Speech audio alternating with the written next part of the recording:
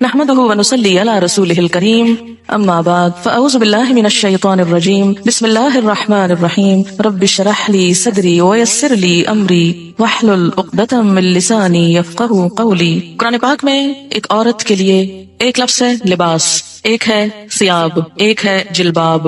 یہ تو ہے لفظوں کا استعمال، لباس، ثیاب، جلباب، یہ تین لفظ قرآن نے استعمال کیے۔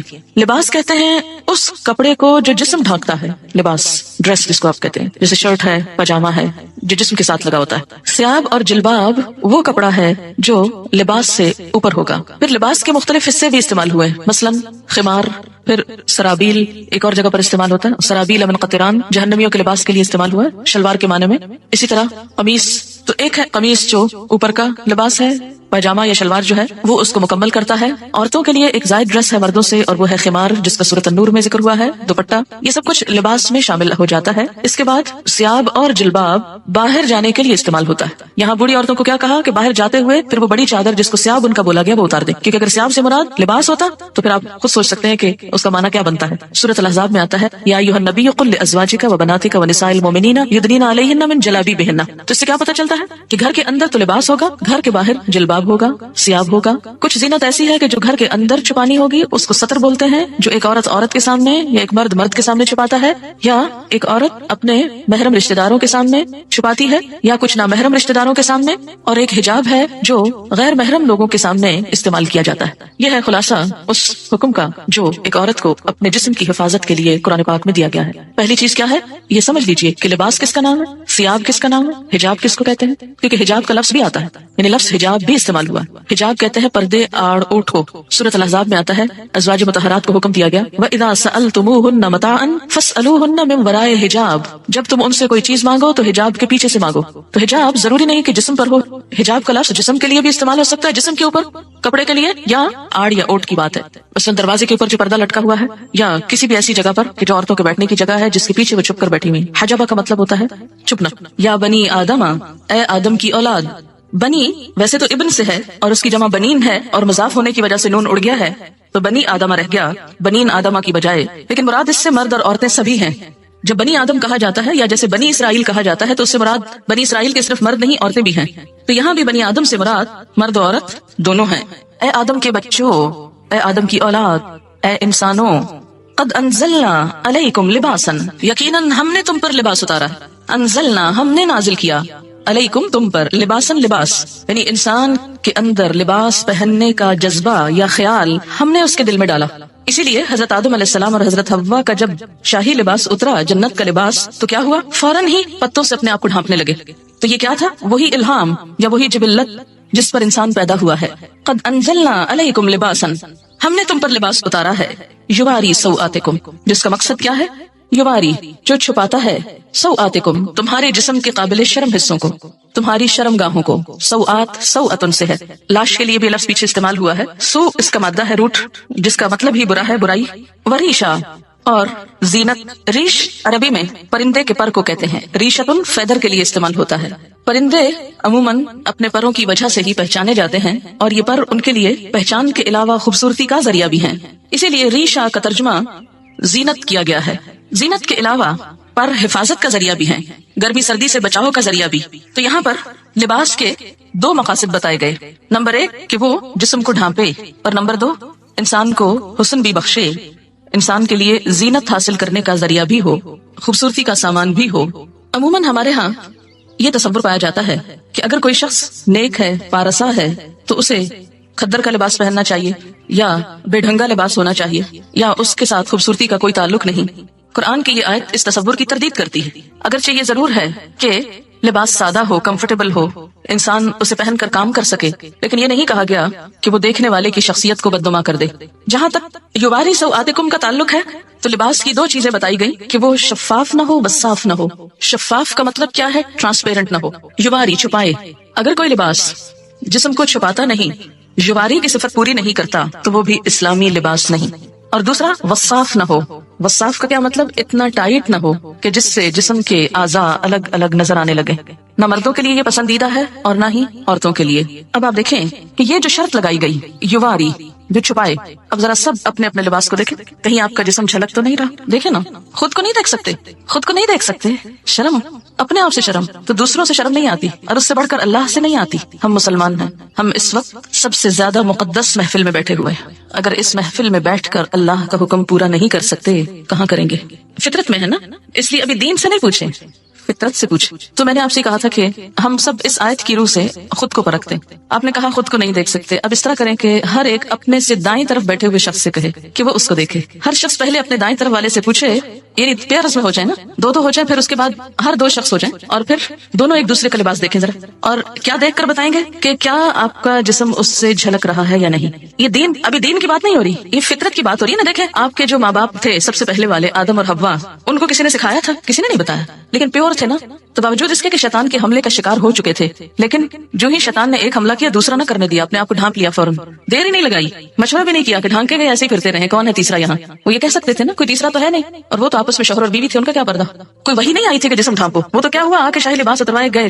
پھر آپ دیکھیں کہ آپ میں سے کچھ لوگ سوچ رہے ہوں گے کہ تو ہم عورتوں میں بیٹھے کیا فرق پڑتا ہے. لیکن کیا ہم یہ لباس صرف عورتوں میں پہنتے ہیں یا باہر بھی، جہاں آدمی ہوتے ہیں سڑک پر، گاڑی میں، وین میں، ڈرائیور، دوسرے تیسرے، ان کے سامنے بھی. اور پھر تیسری چیز یہ کہ اسلام کی روح سے نہ پوچھیے نہ بتائیے، صرف فطرت کے اعتبار سے پوچھیے کہ گھٹنوں سے اوپر کا حصہ جو ہے نا، یہ خاص طور پر قابل شرم ہے نا، جس کو ران بولتے ہیں، اوپر کا حصہ، ٹانگ کے اوپر کا حصہ. آپ دیکھیں کہ کیا یہ عورتوں کو بھی دکھانا چاہیے؟ نہیں، عورتوں کو بھی نہیں دکھا سکتے. پنڈلیوں کی حد تک خیر ہے، لیکن گھٹنا میں نی، جو نیز ہے آپ کے، اس سے اوپر عورت بھی نہیں دیکھ سکتی. اس طرح پیٹ، کمر، یہ حصے. تو آپ اپنی لباس کو چیک کریں کہ کیا آپ کے بیٹھنے کے انداز سے، کیونکہ میں جب یہاں سے پڑھا رہی ہوتی ہوں نا، بعض اوقات میری نظر پڑ جاتی ہے اور پڑھانا میرے لیے مشکل ہو جاتا ہے. لیکن میں نے اتنے دن اس لیے خاموشی اختیار کی کہ میرا حکم آپ کیوں مانے. میں آپ پہ داروغہ نہیں بنا کے بھیجی گئی. معلم تو ہو سکتی ہوں لیکن داروغہ نہیں، پولیس مین کا کردار نہیں. جو اللہ سے نہ ڈرے وہ مجھ سے کیا ڈرے گا. اگر مجھ سے ڈرے بھی تو آپ کو تو کوئی فائدہ ہی نہیں، کوئی ثواب ہی نہیں. ثواب تو اللہ سے ڈرنے کا ہوگا. کتنا کپڑا لگ جائے گا، یا کیا ایسا مٹیریل اویلیبل نہیں؟ اگر نہیں تو اویلیبل کر لینا چاہیے، اس کے اوپر کچھ اور پہن لینا چاہیے جس سے وہ ڈھک جائے. کیونکہ بخاری اور مسلم کی حدیث ہے، صنفان من اہل النار لم ارہما، آگ میں جانے والوں کے دو گروہ جنہیں میں نے نہیں دیکھا. ایک گروہ ان میں سے مردوں کے بارے میں ہے، ظالم حکمرانوں کے بارے میں ہے، اور دوسرا عورتوں کے بارے میں ہے. حدیث کے الفاظ ہیں، یہ میرے الفاظ نہیں کہ مت سوچے کہ آپ یہ کیسی باتیں کر رہی ہیں اور ہم کو یہ ڈرا رہی ہیں اور یہ کہہ رہی ہوں. میں تو کوئی حیثیت نہیں رکھتی کہ آپ کو کچھ بھی کہوں. نبی صلی اللہ علیہ وسلم کے الفاظ ہیں، اور جو آپ پر ایمان لاتا ہے آپ کی بات کو بھی اسے ماننا چاہیے، ورنہ تو ماننے کا کوئی مقصد نہیں. اور اگر ہم چاہتے ہیں کہ قیامت کے دن آپ ہماری شفاعت کرائیں، آپ ہمیں حوض کوثر سے پانی پلائیں، حشر کے میدان میں جہاں اتنی گرمی ہوگی کہ ہر شخص، حدیث میں آتا ہے ہر شخص عطش پیاس کی رٹ لگائے ہوئے ہوگا، ہر شخص پسینے میں ڈوبا ہوا ہوگا، جس کی تھوڑی سی جھلک آپ کو ہلکی سی، اس سے 70 گنا 70 ڈگری ٹیمپریچر زیادہ کہہ لیں. سورج قریب ہوگا، کوئی چھت سایہ بھی نہ ہوگا سوائے رحمان کے عرش کے سائے کے، کہ جس کے نیچے مخصوص لوگ جا سکیں گے، ہر ایک نہیں پہنچ سکے گا وہاں. آپ صلی اللہ علیہ وسلم اپنی امت کو حوض کوثر سے پانی پلائیں گے، اور جس کو ایک دفعہ پلائیں گے دوسری دفعہ اس کو پیاس نہ لگے گی. ہم اپنے اس لباس میں آپ کے سامنے جا سکتے ہیں. مثلا سوچئے کہ جیسے تصور میں لائیے کہ نیچے آپ صلی اللہ علیہ وسلم تشریف رکھتے ہیں اور آپ لفٹ سے اترے ہیں، سیڑھیوں سے اترے ہیں، اور آگے آپ کی ملاقات ہو جاتی ہے ان سے، فیس کر سکتے ہیں ان کو. تو وہاں ان سے حوض کوثر سے پانی لے کے کیسے پیئیں گے اگر ایسے عمل ہوئے؟ آپ نے فرمایا نساء کاسیات عاریات، نساء عورتیں، کاسیات لباس پہنے ہوئے، کاسیہ کس سے ہے، کاسیات عاریات، عاریہ عورت سے، عاریہ ننگی عریانی سے، ایسی عورتیں جو لباس پہن کر بھی ننگی ہوں گی، obviously یعنی جسم اس میں سے جھلک رہا ہوگا. نساء کاسیات عاریات رؤوسہن کاسمنۃ البخت، ان کے سر اونٹ کی کوہان کی طرح اونچے اٹھے ہوئے ہوں گے. ہیئر سٹائل کی طرف اشارہ ہے کہ ان کے سر اونچے اٹھے ہوئے ہوں گے، کس طرح جیسے اونٹ کی کوہان اٹھی ہوئی ہوتی. کوہان اس کی ہم کو کہتے ہیں نا وہ ابھرا ہوا حصہ ہے. فرمایا لا يدخلن الجنۃ، یہ جنت میں داخل نہ ہو سکیں گی، ولا یجدن ریحھا، اور اس کی خوشبو بھی نہ پا سکیں گی، حالانکہ اس کی خوشبو دور دور تک پھیل رہی ہوگی. تو قرآن کا یہ حکم ہمیں کیا بتاتا ہے کہ ہم ایسا لباس پہنیں جس سے ہمارے سطر ڈھک جائیں. اسی لیے ہمیں جو دعا سکھائی گئی لباس پہن کر وہ کیا ہے؟ الحمدللہ الذی کسانی، اللہ کا شکر جس نے مجھے لباس پہنایا، ما اواری بہ عورتی، جس سے میں اپنے عریانی کو چھپا سکتا ہوں. تو اس دعا میں بھی یہی لفظ ہے، واتجمل بہ فی حیاتی، اور میں اپنی زندگی میں اس سے خوبصورتی حاصل کرتا ہوں. تو لباس کا دوسرا مقصد کیا ہے؟ وریشا، خوبصورت لباس ہو. خوبصورتی پسندیدہ ہے، لباس میں ڈیزائننگ میں حرج نہیں. ایک آدمی نے پوچھا یا رسول اللہ صلی اللہ علیہ وسلم، ایک آدمی کو یہ پسند ہے کہ اس کا لباس خوبصورت ہو، تو کیا یہ تکبر ہے؟ آپ نے فرمایا ان اللہ جمیل، بے شک اللہ خوبصورت ہے، یحب الجمال، خوبصورتی کو پسند کرتا ہے. اللہ تعالیٰ خود خوبصورت ہے، خوبصورتی کو پسند کرتا ہے. تکبر تو حق کو نہ ماننے اور دوسروں کو حقیر سمجھنے کا نام ہے. تکبر کیا ہے؟ حق کو نہ ماننا، بات سمجھ بھی آ جائے قبول نہ کرنا. جیسے آج یہ بات ہوئی، اب آپ میں سے کچھ لوگ اپنے عمل کو بدل لیں گے اور کچھ پرواہ بھی نہیں کریں گے، کوئی نہ کوئی تعویل ڈھونڈ لیں گے. کسی کا تو کچھ نقصان نہیں اس میں، ان کا اپنا ہی ہے. فرمایا تکبر تو حق کو نہ ماننا اور دوسروں کو حقیر سمجھنا ہے. البتہ شہرت کے لیے لباس پہننے پر وعید ہے. شہرت کا لباس، دکھاوے کا، دوسروں کو مروب کرنے کا. حدیث پاک میں ہے من لبس ثوب شہرت فی الدنیا البسہ اللہ ثوب مذلۃ یوم القیامہ. جو شخص دنیا میں شہرت کا لباس پہنے گا، اللہ قیامت کے دن اسے ذلت کا لباس پہنائے گا. مشکات کی روایت ہے. لباس قیمتی بھی ہو سکتا ہے لیکن اپنی حیثیت کے مطابق، اسراف نہ ہو. یہ نہیں کہ کھانے کو ہے نہیں اور ساری آمدنی لباس پر لگ رہی ہے، پوری کی پوری تنخواہ خواتین کی صرف لباس کی خریداری میں چلی جائے تو یہ اسراف ہوگا. مثلا آپ صلی اللہ علیہ وسلم نے ایک مرتبہ ایک چادر پہنی جس کی قیمت 1000 روپے کے برابر تھی. اب 1000 روپے کی ویلیو بھی بدلتی رہتی ہے. اسی طرح امام ابو حنیفہ رحمۃ اللہ علیہ کی ایک چادر تھی جس کی قیمت 400 اشرفیاں تھی. 400 اشرفیاں. اشرفی کس کا سکہ ہوتی؟ سونے کا. تو اس سے آپ اندازہ لگائیں کہ کتنی مہنگی ہوگی. خاص خاص موقعوں پہ پہنتے تھے. اس کا مطلب ہے کہ ہم لاکھوں کا دلہن کا جوڑا بنا کے بیٹھ جائیں کہ امام ابو حنیفہ کی چادر ایسی تھی. وہ جوڑا اور اس میں بہت فرق ہے. مسند علم پر قیمتی لباس پہن کر بیٹھنا وہ اور چیز ہے، لیکن ایک دکھاوے کے لیے، ایک ریاکاری کے لیے، دوسروں پہ روب جمانے کے لیے اتنا پیسہ خرچ کرنا بالکل مختلف چیز ہے. امام مالک کے حالات زندگی میں آپ نے پڑھا ہوگا کہ وہ جب حدیث کے درس کے لیے آتے تھے تو روزانہ نیا جوڑا پہنتے تھے اور ایک دفعہ پہننے کے بعد اس کو صدقہ کر دیتے تھے. یعنی جو لباس ایک دفعہ پہنتے تھے وہ دوبارہ نہیں پہنتے تھے. نہایت خوبصورت، صاف ستھرا، عمدہ لباس ہوتا.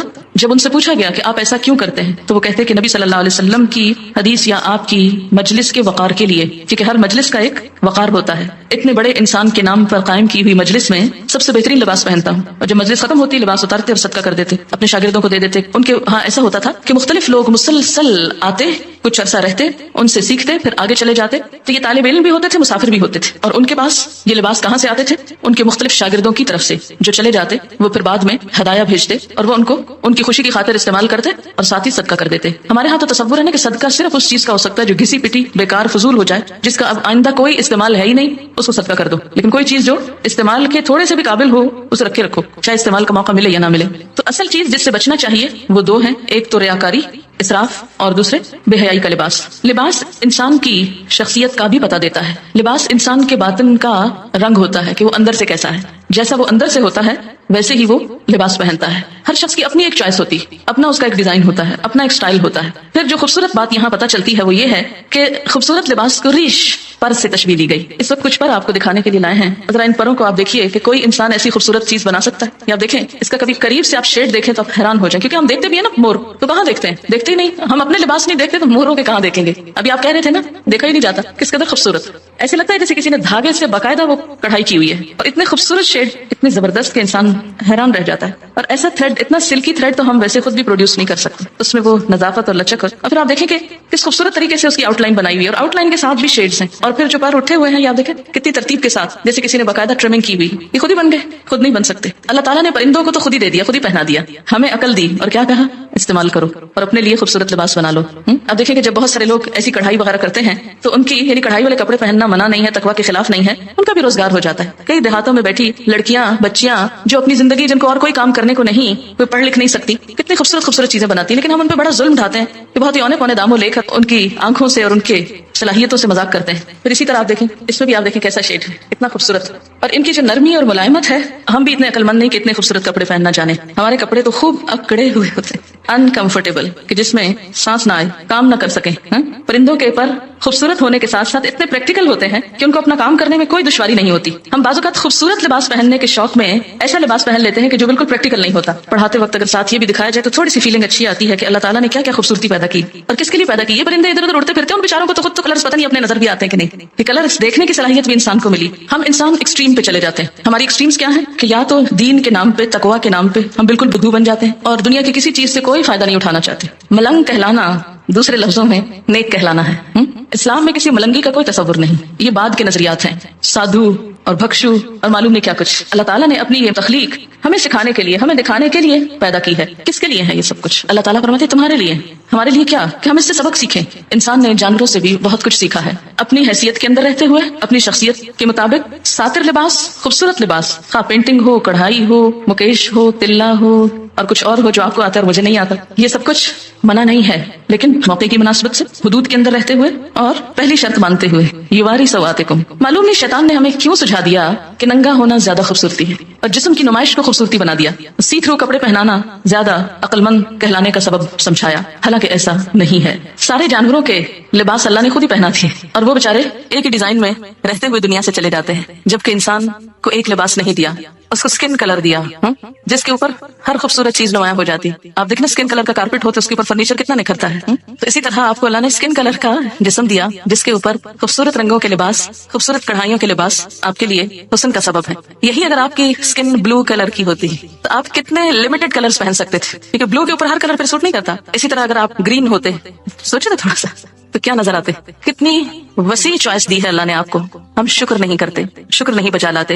اور آپ کو معلوم ہے کہ ایک پرندے پر تقریباً 10,000 مختلف قسم کے پر ہوتے ہیں. بعض پر اڑنے کے کام آتے ہیں، بعض جسم کے ساتھ ہوتے ہیں، اس کی شیپ نمایاں کرتے ہیں. اسی طرح فلفی ہوتے ہیں، نرم ہوتے ہیں، آرام دہ ہوتے ہیں. تو لباس بھی اگر آرام دہ ہو، نرم ہو، سلکی ہو، کمفرٹیبل ہو تو اس میں حرج نہیں، گناہ کی بات نہیں. ہاں، مردوں کے لیے سلک حرام قرار دی گئی. اگر ان کے لیے حلال ہوتی تو شاید عورتوں کے حصے میں بہت تھوڑی آتی. حدیث ہے آپ صلی اللہ علیہ وسلم جب کوئی نیا کپڑا پہنتے تو اس کا نام لے کر فرماتے کہ اللہ نے مجھے یہ عنایت فرمایا، اور پھر دعا پڑھتے اللہم لک الحمد انت کسوتنیہ اسألک خیر ما صنع لہ واعوذ بک من شرہ وشر ما صنع لہ. اے اللہ، تیرے لیے ہی سب تعریف ہے، جیسا کہ تو نے مجھے یہ کپڑا پہنایا، میں تجھ سے اس کی بھلائی اور اس چیز کی بھلائی کا سوال کرتا ہوں جس کے لیے یہ بنایا گیا، اور میں تیری پناہ چاہتا ہوں اس کی برائی سے اور اس چیز کی برائی سے جس کے لیے یہ بنایا گیا. ایک اور دعا ہے اللہم انی اسألک من خیرہ وخیر ما هو لہ واعوذ بک من شرہ وشر ما هو لہ. ترجمہ ہے اے اللہ، میں آپ سے اس کپڑے کی بھلائی کا اور یہ جس مقصد کے لیے ہے اس کی بھلائی کا سوال کرتا ہوں. جس مقصد کے لیے یہ کپڑا پہنا ہے اس کی بھی بھلائی کا سوال. اتنا خوبصورت ذہن موڑتا ہے نا اسلام اچھی طرف. کپڑا پہنو، کسی خاص اوکیزن کا کپڑا پہن رہے ہو، اور ہو سکتا ہے آپ کپڑے تو خوب پہن جائیں اور وہ سارا اوکیزن برباد ہو جائے، تو اس اوکیزن کے لیے بھی دعا مانگی جا رہی ہے. ساتھ ہی اگر آپ یہاں آنے سے پہلے یہ دعا پڑھیں تو اس سارے کام کی بھلائی کی دعا ہو جائے گی، اور اس کی برائی سے یعنی اس لباس کی برائی سے اور یہ جس مقصد کے لیے ہے اس کی برائی سے تیری پناہ چاہتا ہوں، تو آپ محفوظ بھی رہیں گے. حضرت عمر فرماتے ہیں نبی صلی اللہ علیہ وسلم نے فرمایا نئے کپڑے پہنتے ہوئے یہ دعائیں پڑھیں الحمدللہ الذی کسانی ما اواری به عورتی واتجمل به فی حیاتی. سب تعریف اللہ کے لیے ہے جس نے مجھے یہ کپڑا پہنایا جس سے میں اپنے شرم کی چیز چھپاتا ہوں اور اپنی زندگی میں اس کے ذریعے خوبصورتی حاصل کرتا ہوں. اور پھر پرانے کپڑے کو صدقہ کر دے تو زندگی میں اور مرنے کے بعد خدا کی حفاظت اور خدا کے چھپانے میں رہے گا، یعنی اس کا عیب ڈھک جائے گا. جب ننگا ہوتا ہے نا تو فرشتے ساتھ چھوڑ دیتے جو حفاظت کرتے ہیں. جو ہی فرشتے ساتھ چھوڑتے شیطان حملہ آور ہوتا ہے. اگر آپ بسم اللہ پڑھ کر اپنے لباس اتار کر چینج کرتے وقت یا نہاتے وقت تو انشاءاللہ تعالی بہت سی چیزوں کے شر سے محفوظ رہیں گے. اس کے بعد فرمایا ولباس التقوی، اور تقوی کا لباس. ایک لباس انسان کے ظاہر کا ہے اور ایک لباس انسان کے باطن کا ہے. تقوی کہاں ہے؟ دل میں. التقوی ہاں ہونا، تقوی یہاں ہے، اندر ہے، دل میں ہے. تو دل کا لباس جس طرح ظاہر کو خوبصورت بنانا ضروری ہے اور اس کو چھپانا ضروری ہے، اسی طرح باطن کو بھی، اندر کو بھی خوبصورت بنانا ضروری ہے. ظاہر تو لوگ دیکھتے ہیں، باطن اللہ دیکھتا ہے. ہم لباس میں کتنا زیادہ اس بات کا خیال کرتے ہیں کہ لوگ کیا کہیں گے. لوگ کہیں گے لو ہر وقت ایک ہی لباس پہنا ہوتا ہے، روز وہی، ہر پارٹی میں وہی. اور صرف لوگوں کی نظروں میں جچنے کے لیے ہم کتنی بڑی بڑی رقمیں خرچ کر دیتے ہیں، کتنے بازاروں کے ٹیلرز کے پاس چکر لگاتے ہیں، کتنا پیسہ لگاتے ہیں. مکان بنانے کے بعد جو زیادہ خرچ آتا ہے کھانے پینے سے بھی بڑھ کر وہ عموماً لباس پر ہوتا ہے. لیکن اندر کے لباس کو خوبصورت بنانے کے لیے جسے صرف اللہ دیکھتا ہے اس کے لیے ہم کیا کرتے ہیں؟ لباس التقوی. تقوی کا لباس باہر بھی ہوگا، ظاہر ہے کہ وہ جب اللہ کی مرضی کے مطابق ہوگا تو تقوی کا ہوگا. اور اگر شیطان کی مرضی کے مطابق ہے، یاد رکھیے شیطان نے لباس اتروائے تھے. تو اگر ہم اللہ کی مرضی کا نہیں پہنیں گے تو مطلب کیا ہے کہ شیطان کی مرضی کا ہے، تو وہ تقوی کا لباس نہیں ہو سکتا جو ایک شیطانی لک دیتا ہو یا شیطان کو خوش کرتا ہو. اور اسی طرح اندر کا لباس، دل کا لباس اللہ کا خوف. تقوی کیا ہے؟ اللہ کا خوف، حق کو مان لینا، اپنے لیے اور دوسروں کے لیے ایک ہی معیار، خود کو بندہ سمجھنا، تواضع اختیار کرنا، یہ سب کچھ اندر کے لباس میں ہے. اپنے دل کو، اپنے اندر کو حسد، بغض، نفرت، عداوت سے پاک کرنا. وہ چیزیں جو ہم ظاہر نہیں کر سکتے اندر بھی جمع نہ کر کے رکھیں. آپ کسی سے نفرت کرتے ہیں، ظاہر نہیں کر سکتے تو کوشش کریں اندر سے بھی نکل جائے، اس پہ توجہ نہ دیں. پھر فرمایا ذالک خیر، یہ اچھا ہے، یہ زیادہ اچھا لباس ہے. ظاہری لباس پہ تو بہت وقت لگاتے ہو، توجہ دیتے ہو، اندر کے لباس کو بھی توجہ دو، اور یہ زیادہ اچھا ہے. جسے تقوی کا لباس مل گیا اسے سب کچھ مل گیا. لعلہم یذکرون، شاید کہ وہ نصیحت پکڑیں، شاید کے بات سمجھ جائیں. اللہ تعالیٰ یہ کیوں کہہ رہے ہیں شاید کے؟ یہ کیوں نہیں کہتے وہ ضرور مان جائیں گے، ضرور نصیحت قبول کریں گے؟ اللہ تعالیٰ سچ فرما رہے ہیں شاید کے. کیوں کہہ رہے ہیں شاید کے؟ اس لیے کہ ہم ہیں ہی ایسے کہ جن سے شاید ہی کی توقع ہے. شاید یہ کر لیں، ضروری نہیں کہ کریں، اور اللہ کو تو کوئی پرواہ نہیں، نہ بھی کریں. ہاں، جانا اسی کے پاس ہے. لعلہم یذکرون. سورۃ النور، نور کا مطلب ہے روشنی، اور اگر سورۃ نور پڑھی ہی نہ جائے تو روشنی کہاں سے آئے گی؟ اس میں خاص طور پر خواتین کے لیے روشنی ہے، بہت سی ہدایات ہیں.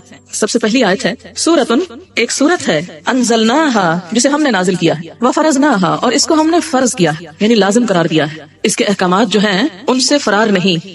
وانزلنا فیہا آیات بینات اور اس میں ہم نے بڑی واضح آیات اتاری ہیں کہ کوئی کل یہ نہ کہے، بہانہ نہ کرے ہمیں تو سمجھ نہیں آئی تھی کہ اللہ تعالیٰ چاہتے کیا تھے. نہیں، بڑی واضح باتیں ہیں. کس لیے ہے؟ لعلکم تذکرون، تاکہ تم سبق لو، تاکہ تم نصیحت پکڑو. یہ لفظی ترجمہ نصیحت پکڑو تاکہ تمہیں یاد دہانی ہو جائے. ذکر بمانا یاد دہانی. قل للمؤمنین، کہہ دیجئے مومن مردوں کو، یغضوا جھکا کر رکھیں، من ابصارہم اپنی نگاہوں میں سے، ویحفظوا اور حفاظت کریں، فروجہم اپنی شرمگاہوں کی، ذالک یہ بات، ازکا لہم زیادہ پاکیزہ ہے ان کے لیے، ان اللہ بے شک اللہ تعالی، خبیر باخبر ہے، خبر رکھنے والا ہے، بما یصنعون ساتھ اس کے جو کچھ وہ کر رہے ہیں. اس آیت میں مومن مردوں سے خطاب ہے اور اگلی آیت میں مومن عورتوں سے. آپ جانتے ہیں کہ قرآن پاک کے بہت سے احکام یا ایھا الذین آمنوا کہہ کر مردوں اور عورتوں کے لیے برابر طور پر کہہ دیے جاتے ہیں، لیکن وہ احکامات جن میں خصوصی تاکید کی ضرورت ہوتی ہے اور مردوں اور عورتوں کے حکم میں بھی کچھ فرق ہوتا ہے، ان کو الگ الگ بیان کیا جاتا ہے. جس کی ایک مثال تو یہاں سورۃ